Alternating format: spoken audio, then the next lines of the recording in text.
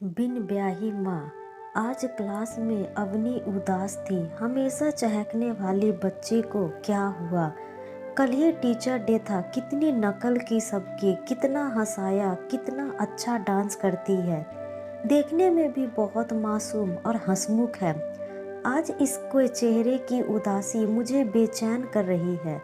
ना जाने क्यों लड़कियां बहुत मासूम दिल की होती है। किसी लड़के ने कुछ नहीं नहीं, घर पर कोई परेशानी हो सकती है, या हॉस्टल की किसी ने रैगिंग की होगी। क्या हुआ? मैं उससे खुद ही बुलाकर पूछ लेती हूँ, क्या हुआ अबनी? कुछ नहीं। सबके सामने मुझे कैसे बता सकती है? मैं भी। क्लास के बाद मिलो, ओके? मेरा मन लंच खाने में बिल्कुल नहीं था। मैं केवल उस बच्ची से मिलना चाहती थी। हर आहट पर पलट रही थी मगर नहीं आई। मन रह रह कर घबरा रहा था। दूसरे दिन भी चुप थी। आज क्लास में सब सामने बैठी थी। निकलते ही मैंने उसे लाइब्रेरी में आने का इशारा किया। वह आई। आते ही नमस्ते कहकर खड़ी हो गई। वहाँ सभी थे। मैं उससे किनारे में ले गई किसी बुक के बहाने। उसे बैठाकर उसे बात करने लगी। बातों बातों में मैंने उससे पूछा, तुम उदास हो 2 दिन से? कोई परेशानी है? गुमसुम सी हो? नहीं नहीं, कुछ नहीं। मैं आपकी मैडम हूँ, कहो क्या हुआ? कुछ नहीं, तुम मुझे अपनी दोस्त समझो। मैं तुम्हारी बातें किसी को नहीं बताऊंगी। हाँ, कहो कहो क्या हुआ? उसकी आंखें भर आई। जोर से उसने गले लगा लिया। उसके स्पर्श में अपनापन सा था। लगा उसे चुप कराते कराते मुझे अपना यतीत याद आने लगा। तुम परेशान मत हो, सब ठीक हो जाएगा, मैं बात करती हूँ। अवनी आगे पढ़ना चाहती थी और माँ बाप छोटी उम्र में उसकी शादी कराना चाहते थे। उसकी ग्रेजुएशन कंप्लीट नहीं थी, सेकेंड ईयर में है। पढ़ लिख कर आगे बढ़ना चाहती थी। वो कहने लगी, मैडम मैं आपकी तरह पढ़ लिख कर आगे बढ़ना चाहती हूँ, पढ़ना चाहती हूँ। मैंने उसे समझाया और उसके मम्मी पापा का नंबर लेकर मिलने और बात करूँगी कहकर उसे शांत कराया। मैं उसे किताबों की दुनिया में छोड़कर अपने अगले परेड को लेने चली गई। मैंने उसके मम्मी पापा को मिलने अगले ही दिन घर बुलाया।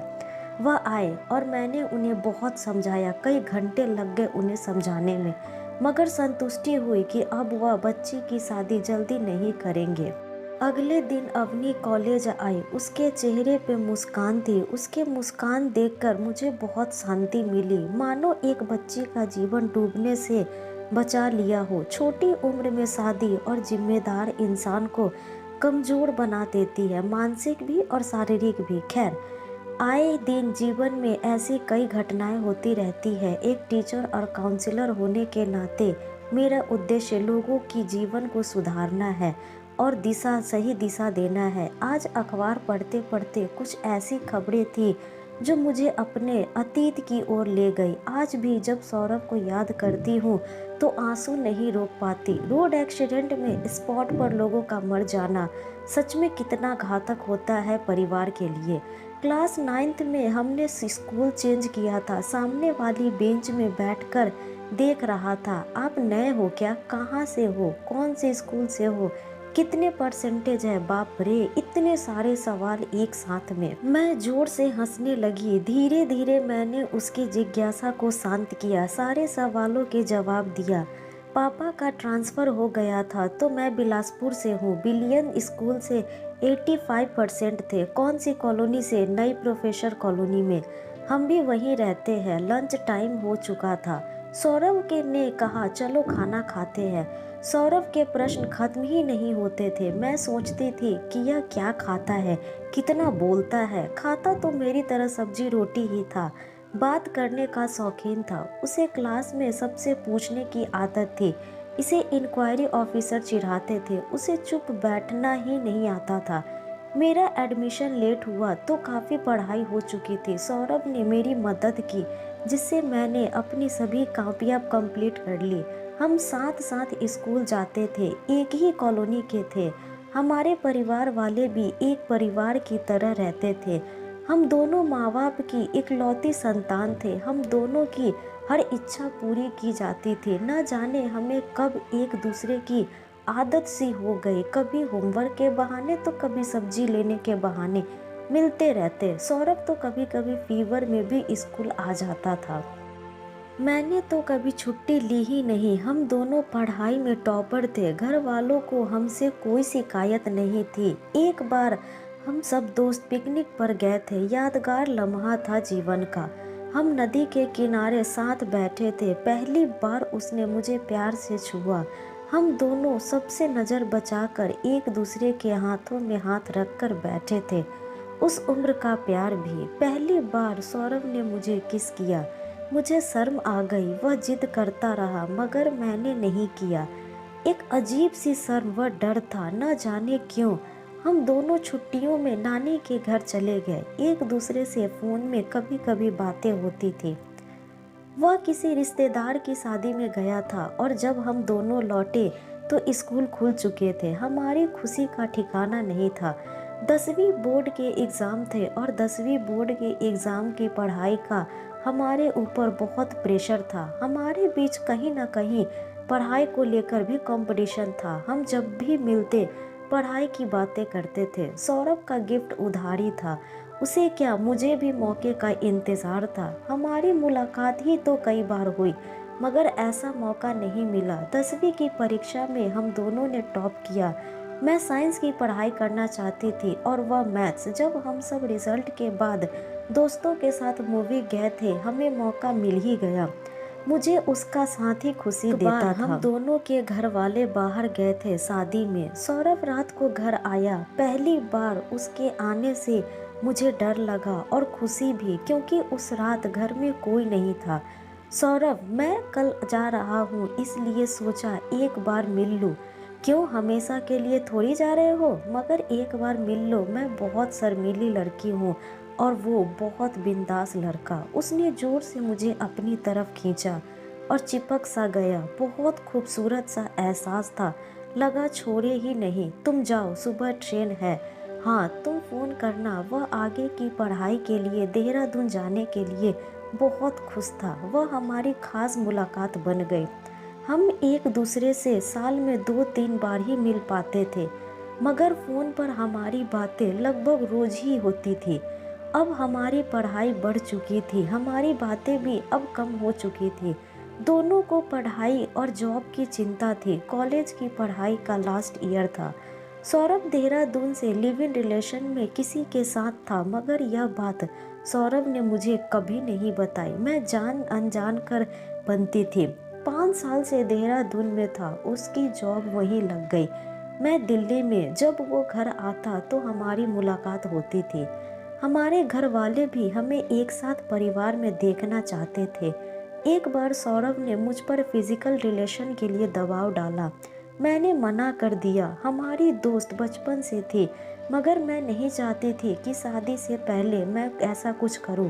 वह बार बार कहता रहा कि हमारी शादी तो होनी ही है। परिवार वाले तो मान चुके हैं मगर फिर भी मैं नहीं चाहती थी। इस बात पर सौरभ मुझसे नाराज हो गया और उसने देहरादून जाते समय मुझसे मुलाकात नहीं की। घर वाले अक्सर शादी के लिए दबाव डालते हैं मगर मैं जॉब का बहाना करके 1-2 साल और इंतजार करने की बात कह रही थी, क्योंकि जो मैंने सुन रखा था क्या वह सच में सच था। मैंने पता लगाया उसके दोस्तों से। वह एक लिव इन रिलेशन में किसी लड़की के साथ था और वह लड़की प्रेग्नेंट थी। मेरे मन को इतनी चोट पहुंची कि मैं सौरभ के सामने भी नहीं जाना चाहती थी। सौरभ समझ चुका था कि मैं उससे क्यों नाराज हूँ और मुझे उसके बारे में सब कुछ पता था। उसने मुझे सफाई देना उचित नहीं समझा। कई दिनों तक हमारी बातें नहीं हुई। मैं अपने काम के सिलसिले में अपनी मासी के यहाँ चली गई। मैं मन से उदास हो चुकी थी। सौरभ अपनी दुनिया में खुश था और मैं उसकी सपनों की दुनिया से बाहर निकलकर तकलीफ में थी। मैंने सौरभ को बहुत चाहा, दिलो जान से चाहती थी। इतना कि मैं कभी उससे दूर होने की बात सोच भी नहीं सकती थी। सच कहते हैं, औरतें दिल से चाहती है और मर्द जिस्म को चाहते हैं। मैं उसके फ़ोन का इंतज़ार कर रही थी। हम जिससे प्यार करते हैं उसकी 1000 गलती को भी माफ़ कर देते हैं। शायद मैं उन्हीं लोगों में से थी मगर उसका कोई फ़ोन नहीं आया और मैंने भी फ़ोन नहीं किया। परिवार वाले समझ चुके थे, इसलिए मुझसे ज़्यादा पूछते नहीं। मैं एक शादी में शामिल होने वाली थी, इसलिए मैं शॉपिंग में बिजी थी। मासी के साथ मैं बाजार गई थी और माँ का फ़ोन आया। माँ मासी की लंबी बातचीत हुई। मुझे लगा कुछ तो गड़बड़ है, मगर क्या, पता नहीं। मैंने मासी से कई बार पूछा, उन्होंने मुझे नहीं बताया। दिल में कुछ खटक रहा था। मैंने घर लैंडलाइन फ़ोन लगाया। काम वाली बाई ने फ़ोन उठाया और बताया कि माँ मिट्टी में गई है। किसी मिट्टी में? मैं सुनकर हैरान हो गई। क्या हुआ, कौन चला गया? उसने मुझे बताया कि सौरभ मर गया। मैं आधी मर चुकी थी, अब पूरी तरह से सुनकर मर गई। मैं मुंह से शब्द नहीं निकल रहे थे, मेरे आंसू नहीं रुक रहे थे। मैं जैसे जैसे खुद को संभाल पहली फ्लाइट से दिल्ली पहुंची। मेरे पहुंचने से पहले स्वयं मुझे छोड़कर जा चुका था।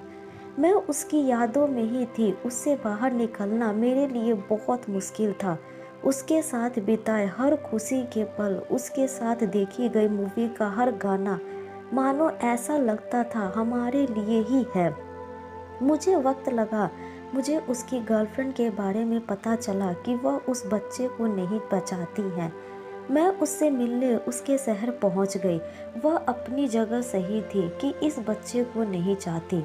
अब कैसे करें? मैं किसी भी हालत में किसी बच्चे को अनाथ नहीं बनाना चाहती। ना उसका एबॉर्शन हो सकता, क्योंकि समय बहुत ज़्यादा हो चुका था। मैंने उसकी आर्थिक मदद की, उसको मेडिकल सुविधा उपलब्ध कराई। मैं बहुत संपन्न घर से थी, तो मैंने उस बच्चे को गोद ले लेना चाहा। मेरे फैसले से सब नाराज थे। जिस व्यक्ति ने मुझे धोखा दिया, क्या मुझे उसके लिए ऐसा सोचना चाहिए? मगर मैं दिल से चाहती थी और उसकी मौत ने कई प्रश्न चिन्ह लगा दिए। माँ बाप ने मुझे बहुत समझाया। मेरे आगे मेरा पूरा भविष्य था, मगर मैं शादी नहीं करना चाहती थी। मैंने उस बच्ची को गोद ले लिया। वह दिखती भी बिल्कुल सौरभ की तरह ही है, बहुत नटखट, नादान, शैतान। आज इस घटना को 10 साल हो। उसका नाम भी मैंने ऐश्वर्या रखा। ऐश्वर्या सौरभ की फेवरेट हीरोइन थी और जब बातें करते थे तो वह अपनी बेटी का नाम ऐश्वर्या रखूंगा और बेटे का अमिताभ बच्चन, और इस बात पर हम बहुत देर हंसते थे। मैं आज अपने जीवन में खुश हूँ, अपने फैसले से खुश हूँ और ऐश्वर्या के साथ तो मैं बहुत खुश हूँ। जीवन में कुछ फैसले बहुत कुछ बदल देते हैं। आज मैं एक शिक्षिका और समाज सेविका, लेकिन कभी मुझे नहीं लगा कि मैंने किसी का जीवन गंवा दिया, किसी के साथ धोखा किया। प्यार में धोखा होना आजकल आम हो गया है। कई खबरें मुझे विचलित कर देती है। काउंसलिंग करती हूँ तो मुझे एहसास होता है कि जीवन में वाकई थोड़ा सा प्यार, विश्वास और सबसे बड़ी बात संयम की ज़रूरत है, जो आजकल के लोगों में नहीं है। मैं बिन ब्याही माँ बन के भी खुश हूँ। जाने कितनी ऐसी बच्चियाँ और बच्चे इस दुनिया में आते हैं और अनाथ बनकर रह जाते हैं। कारण जो भी हो, किसी को हक नहीं है किसी के जीवन से खिलवाड़ करे। आज मैंने कई गोद ली बच्चों की देखभाल करती हूँ। एक नहीं, अब मेरे पास कई बच्चे हैं। उनकी जिम्मेदारी मैंने ले रखी है। मैं उन बच्चों के साथ बहुत खुश हूँ। अगर हम किसी के जीवन को नहीं सुधार सकते तो किसी के जीवन से खिलवाड़ ना करें। यह मेरे आज की युवाओं से विनती है। मैं बहुत खुश नसीब हूँ कि मेरे माँ बाप ने मेरे फैसले से सहमति जताई। वह मेरे साथ है हर खुशी हर दुख में, मगर हर कोई इतना खुश नसीब नहीं हो सकती कि वह बिन ब्याही माँ बन सके। तो दोस्तों, यह थी हमारी आज की कहानी। आपको यह कहानी कैसी लगी हमें कमेंट करके ज़रूर बताएं। साथ ही लाइक एंड सब्सक्राइब करना ना भूलें। धन्यवाद।